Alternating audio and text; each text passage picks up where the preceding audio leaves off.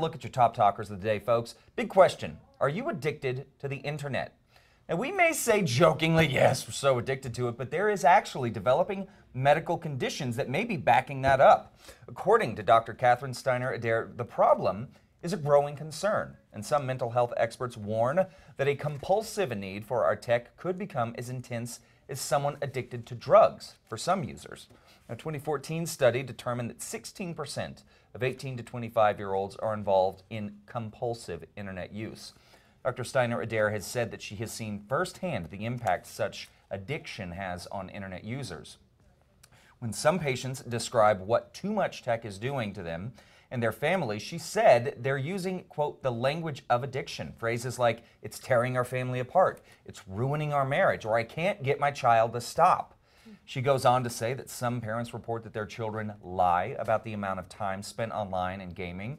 And after restriction from their devices, the children become restless, angry, or depressed, all symptoms of withdrawal. For now, families concerned that they may have a problem with tech addiction can speak with family counselors or psychologists and use such techniques as cognitive therapy, wilderness programs, or insight-oriented therapy to combat the ever-growing problem. And clearly, this problem is not going to go away anytime soon as tech becomes more involved in our lives. Just as with anything, you know, a healthy dose of moderation, I think, is key to this. Yeah. But it is really scary. You stop and think about it. We all jokingly say it. We spend a lot of time on our devices, our smartphones, but there is growing evidence that it is, because it feeds the same brain receptors that that receive signals for rewards, and the reward signals of the brain. They have the same reactions as for some people. Yeah. That using drugs does. So it is definitely a growing concern. Yeah. Yeah. So it's something to think about. Scary. Just keep your eye on it, folks. Keep your eye on it. Maybe we need to wean ourselves a little bit away. Yeah, from the the wilderness internet, activities, I think, is a good idea. Yeah, let's get outside. That's right. Outdoors. Well, speaking of outdoors, a surfing competition in South Africa was called off yesterday after a shark attacked one of the surfers on live TV. Take a look. And then I felt something grab, like, got stuck in my leg rope, and I, like, instantly just jumped, like, away, and then it just kept coming at my board, and I just was, like, kicking and screaming, and, wow. See some teeth? You get some teeth? I just saw fins. I didn't see the teeth. I was waiting for the teeth to come at me as I was swimming. I was like, ah! That is so scary. Luckily, pro surfer Mick Fanning escaped injury, though the video shows how close he was to getting bit. The shark missed the surfer, but tore off the leash that tied his ankle to the surfboard. Fanning says he saw fins, was waiting to see teeth, and he says he punched the shark in the back. World Surf League said in a statement, quote, "We are incredibly grateful that no one was seriously injured today. Mick's composure and quick acting in the face of a terrifying situation was nothing short of heroic."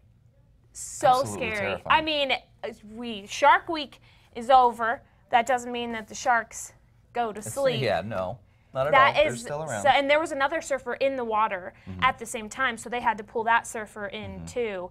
And then you can, like, there are pictures of him, like, hugging his family after. And Absolutely. I could not, that would be terrifying. And, you know, it's interesting, you know, that he punched the shark, and that might be something you think is funny. There was, you know, a few weeks ago, there seemed to be just a rash of shark attacks off the east coast of the United States, and one expert was saying that one way to help fend off is to be combative, to punch them in the snout, to hit them as hard as you can.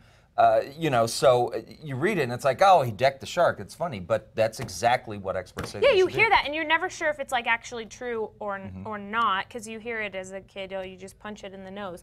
But there is reason behind it, and oh man, to tear off the leash that's, like, connecting his ankle to the surfboard, I couldn't imagine. Terrifying stuff. All right, well, last but not least, folks, he may not be Thor, he may not be Captain America, but Ant-Man is king of the box office this morning. Marvel's tiniest superhero raked in $58 million in North America this weekend. Now, while it's not a shabby figure, it is a little less than expected, with early projections placing Ant-Man's haul at $60 to $65 million. The movie, which took nearly 10 years to complete due to a changing of directors, writers, and creative control, has received mostly favorable reviews and is easily the funniest and most family-friendly superhero movie from Marvel. which might be why Minions, which came in second at the box office, had a 57% drop from its opening weekend, bringing in $50.2 million. Of course, Annalise and I were part of that figure. Coming in at number 3, right here, Amy Schumer's big screen debut, Trainwreck, which exceeded original expectations, brought in $30.2 million. The film, also written by Schumer, was the best debut for director Judd Apatow's directing career, and it has received fantastic reviews and audience response as well. If you're a fan of Amy Schumer, you will love the movie, from what I understand. Coming in at number 4, Inside Out brought in $11.7 million. And of course, Jurassic World, I don't think will ever go away. That brought in $11.4 million. That brought the domestic total of $611.1 million for Universal. They are having a great year. Oh, yeah.